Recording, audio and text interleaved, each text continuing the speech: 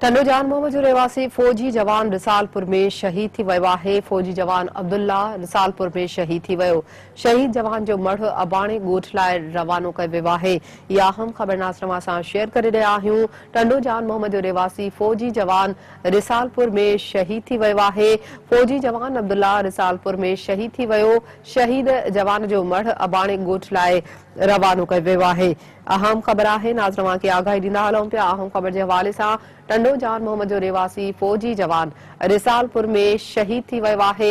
जॾहिं त फौजी जवान अब्दुल्ला रिसालपुर में जेको शहीद थियो आहे उन जो मढ़ अबाणे ॻोठ लाइ रवानो कयो वियो आहे।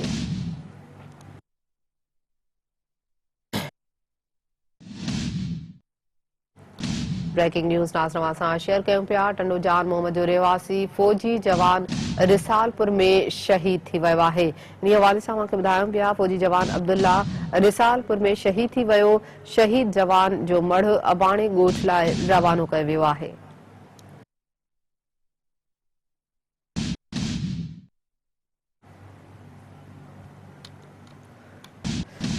टंडो जान मोहम्मद मां या अहम ख़बर नाज़रीन सां शेयर करे रहिया आहियूं, जिते फौजी जवान रिसालपुर में शहीद थी वियो आहे। फौजी जवान अब्दुल्ला रिसालपुर में शहीद थी वियो। शहीद जवान जो मढ़ अबाणे ॻोठ लाइ रवानो कयो वियो आहे।